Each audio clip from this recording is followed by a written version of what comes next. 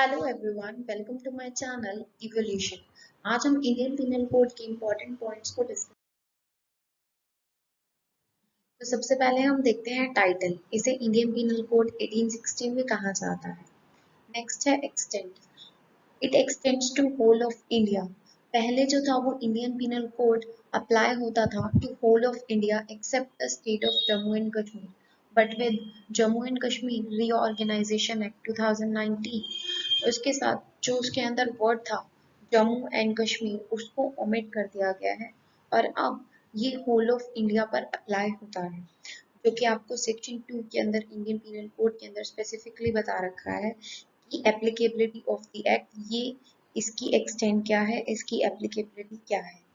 Next है punishment. अगर आप इंडिया के अंदर सिटीजन हो या आप इंडिया में रह रहे हो और आपने इंडिया के अंदर कोई क्राइम कमिट किया है तो इंडियन पिनल कोड आपके ऊपर अप्लाई होगा और आप अपने क्राइम के लिए लायबल होगे अंडर दिस कोड।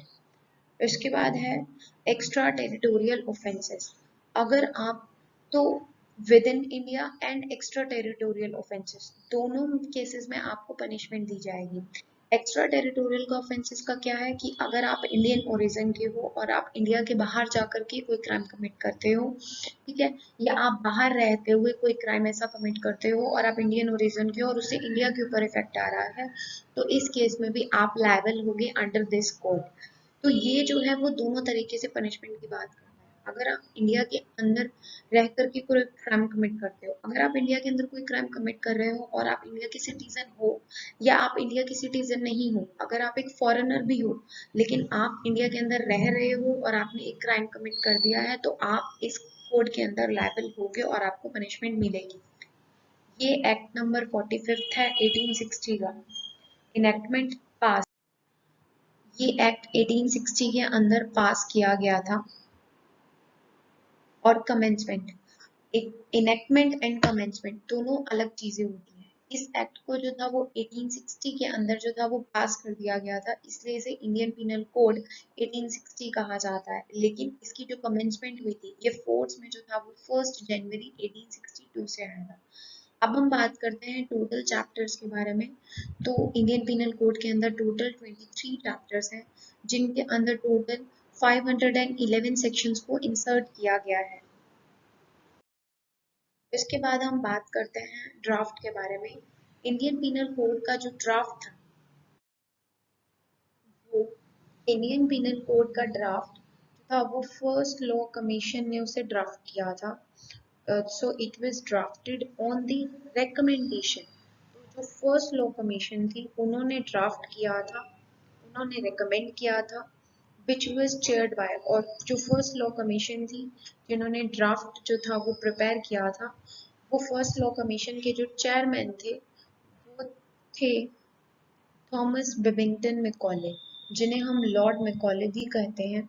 तो उन्होंने इसके ड्राफ्ट को 1834 के अंदर तैयार किया था विद द चार्टर एक्ट 1833 के साथ। उनकी रिकमेंडेशन पर, फर्स्ट लॉ कमीशन की रिकमेंडेशन पर इंडियन पीनल कोड का ड्राफ्ट तैयार किया गया था। और उस टाइम पर फर्स्ट लॉ कमीशन की जो चेयरमैनशिप थी वो लॉर्ड मैकॉले के पास थी।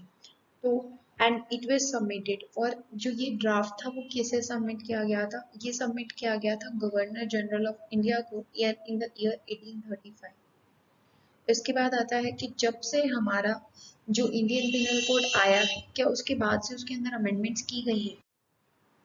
तो लास्ट 160 ईयर से जो हमारा इंडियन पिनल कोड है वो सरवाइव कर पाया है। इनफैक्ट वो फ्लरिश हुआ है क्योंकि उसमें time to time with the passage of time जिस तरीके से सिचुएशंस चेंज होती हैं उसके अकॉर्डिंग अमेंडमेंट्स की गई हैं। तो इस तरीके से जो होता है वो अमेंडमेंट्स की गई हैं, और जो उसके अंदर लेटेस्ट अमेंडमेंट थी वो 2018 में की गई। तो इसके अंदर लेटेस्ट अमेंडमेंट 2018 के अंदर की गई थी। नेक्स्ट है फीचर्स।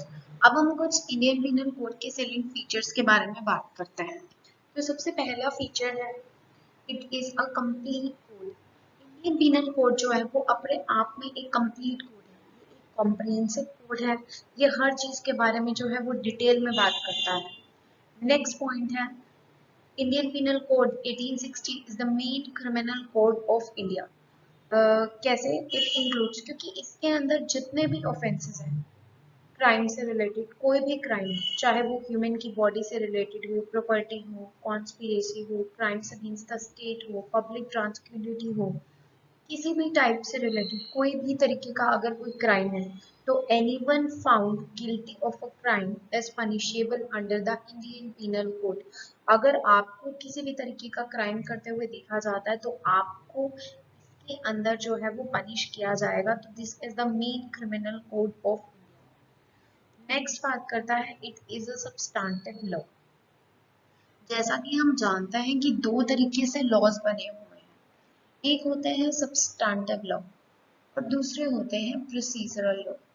तो प्रोसीजरल लॉ और सब्सटैंटिव लॉ में क्या डिफरेंस है वो आपको मैं नेक्स्ट वीडियोस में बताऊंगी।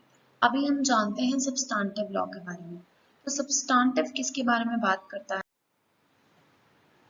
यूजुअली अगर हम देखें तो सब्सटैंटिव वर्ड का मतलब होता है having a separate and independent existence. एक ऐसी चीज जिसकी इंडिपेंडेंट एग्जिस्टेंस है और वो किसी के ऊपर डिपेंडेंट नहीं है। इसके अंदर हम बात कर रहे हैं कि इंडियन पिनल कोड एक सब्सटैंटिव लॉ है। तो बेसिकली ये उस तरीके के लॉज हैं, ये इज द जो सब्सटैंटिव लॉ वो लॉज होते हैं जो गवर्न करते हैं कि how a member of society are to behave. अगर ये आपको बताता है कि किस तरीके से आपको बिहेव करना चाहिए, आपको कौन सी चीजें करनी चाहिए और कौन सी चीजें नहीं करनी चाहिए। एंड अगर आप उस तरीके की चीजों जिन्हें ये मना करते हैं आप वो करते हो, तो आपको इंडियन पिनल कोड के अकॉर्डिंग आप लायबल होगे और आपको पनिश किया जाएगा।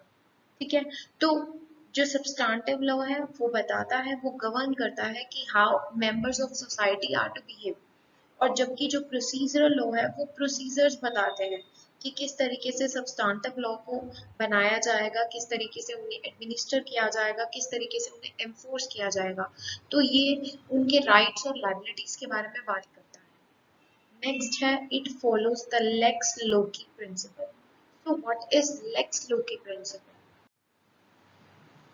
तो लैटिन वर्ड लेक्स लोकी का मतलब होता है the law of a place.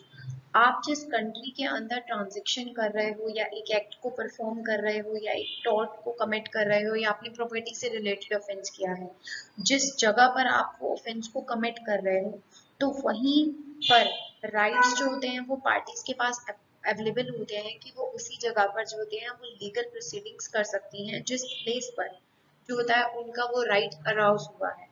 तो जिस प्लेस पर आपका राइट अराउज होता है, जहां पर एक पर्सन ऑफेंस को कमिट करता है या जहां पर भी, तो लेक्स लॉ की प्रिंसिपल ये बात करता है कि अगर आप इंडिया के अंदर रह रहे हो, चाहे आप इंडिया के अंदर सिटीजन हो आप या फिर आप फॉरेनर भी हो, अगर आप इंडिया के अंदर रह रहे हो और आप इंडिया में कोई भी क्राइम कमिट कर देते हो, तो ये प्रिंसिपल के अकॉर्डिंग आपको पनिश किया जाएगा, क्योंकि लेक्स लॉ का मतलब होता है the law of the place. अगर आपने इंडिया की लैंड पर रहकर या इंडियन टेरिटोरियल वाटर्स में रहकर के कोई क्राइम कमिट किया है, तो उसके लिए आपको इंडियन पिनल कोड के अकॉर्डिंग लायबल किया जाएगा और आपको पनिश किया जाएगा। नेक्स्ट बात करते हैं काइंड्स ऑफ पनिशमेंट। तो जी हाँ, इंडियन पिनल कोड के अंदर टोटल कितनी पनिशमेंट, कितने काइंड्स ऑफ पनिशमेंट के बारे में बात की गई है, तो वो टोटल 5 तरीके की पनिशमेंट्स की बात करता है। तो इंडियन पिनल कोड एक कॉम्प्रिहेंसिव कोड है जो हर चीज के बारे में एक बहुत ही डिटेल में बात करता है, इसीलिए इसे एक कंप्लीट कोड कहा जाता है। तो हमने पढ़ा था कि किस तरीके से सेक्शन 2 इंडियन पिनल कोड का बात करता है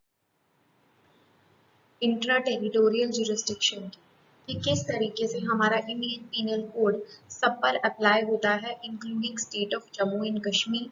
और यूनिवर्सल एप्लीकेशन है इसकी, आप इंडिया की सिटीजन हो या आप फॉरेनर भी हो, अगर आप इंडिया की लैंड के अंदर रह करके किसी भी तरीके का क्राइम कमिट करते हो या आप इंडियन ओरिजिन के हो और आप बाहर जाकर के कोई क्राइम कमिट करते हो जिसका इफेक्ट इंडिया पर आता है, तो उन सभी केसेस में आपके ऊपर लायबिलिटी चार्ज होगी अंडर इंडियन पिनल कोड। तो इसीलिए ये बात करता है कि if you are a foreigner who committed a wrong within the territory of the country, you cannot plead ignorance of Indian law। अगर आप फॉरेनर भी हो तो भी आपको जो होता है वो किसी भी तरीके की एग्जम्पशंस नहीं मिलेंगी। बट कुछ ऐसी सिचुएशंस होती है जहाँ पर क्रिमिनल लायबिलिटी से जो होती है वो एग्जम्प्ट किया जाता है। तो ये है सिचुएशंस, इन पर्सन्स को जो होता है इनके ऊपर जो होता है वो क्रिमिनल लायबिलिटी चार्ज नहीं होती है। ये जो यूनिवर्सल लॉ है वो चार्ज नहीं होता है। तो कौन कौन से पीपल हैं जिन्हें इम्यून किया जाता है from criminal liability? Article 361 of the constitution of India. Article 361 part 19 का पार्ट है, जो कि एक एक्सेप्शन है आर्टिकल 14 की, जो कि क्या बात करता है? ये बात करता है कि during the term of office of governor and president the criminal proceeding can not be inducted against them. कि जब वो अपने ऑफिस के टाइम पीरियड उनका चल रहा होता है तो उस टाइम पीरियड पे प्रेसिडेंट को और गवर्नर को, उन दोनों को इम्यून किया जाता है, उनके ऊपर किसी भी तरह क्रिमिनल लायबिलिटी चार्ज नहीं होगी। अब हम बात करते हैं फॉरेन सॉवरेन। फॉरेन सॉवरेन्स किसी भी कंट्री के होते हैं, उनके पास अल्टीमेट पावर होती है, उनके पास अथॉरिटी होती है और उन्हें जो होता है वो हर कंट्री के अंदर उन्हें एग्जम्प्ट किया जाता है क्रिमिनल लायबिलिटी से। तो इंडिया भी कोई एक अलग नहीं है। इंडिया के अंदर भी जो फॉरेन के सॉवरेन्स हैं उन्हें प्रोटेक्शन दी जाती है और उन्हें जो होता है वो इम्यून किया जाता है from any kind of criminal liability. Next है एम्बेसडर्स। एम्बेसडर्स और डिप्लोमेट्स। एम्बेसडर्स फॉरेन सॉवरेन्स और उनके जो एम्बेसडर्स होते हैं, एम्बेसडर्स जो होते हैं वो फॉरेन कंट्रीज के रिप्रेजेंटेटिव्स होते हैं। तो उन्हें भी जो होता है उनके ऊपर भी किसी भी तरीके की क्रिमिनल लायबिलिटी चार्ज नहीं होती है, उन्हें भी एग्जम्प्ट किया जाता है। नेक्स्ट बात करता है ये एलियन एनिमीज की।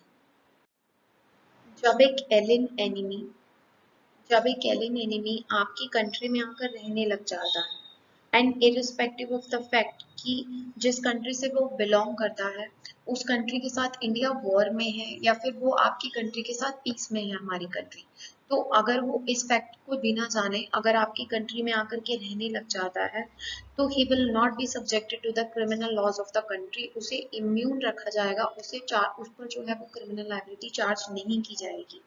लेकिन उस पर जो होता है वो प्रेजेंट कंट्री का मार्शल लॉ लगता है। तो एलियन एनिमीज के ऊपर इंडिया का जो है वो मार्शल लॉ अप्लाई होगा, उनके ऊपर इंडियन पीनल कोड के अंदर किसी भी तरीके का क्राइम चार्ज नहीं किया जाएगा। नेक्स्ट है फॉरेन आर्मी।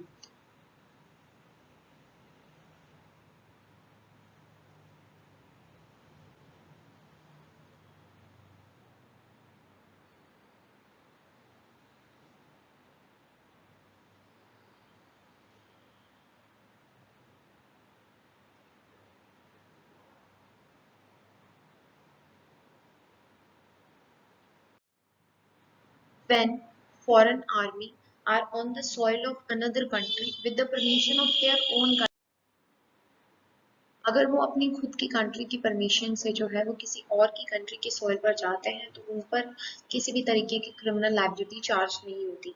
लास्ट है वॉरशिप्स। वॉरशिप्स वो होती हैं जो, अगर वॉरशिप्स जो होती हैं वो किसी और की वाटर में चली जाती हैं, वो वाटर जिसके ऊपर किसी और की कंट्री का टेरिटोरियल जुरिस्डिक्शन है, तो उन केसेस में उनके ऊपर भी जो होता है वो किसी भी तरीके की क्रिमिनल लायबिलिटी चार्ज नहीं की जाती। So these are some exceptions जहाँ पर universal law, the ignorance of law is not an excuse apply नहीं होता है।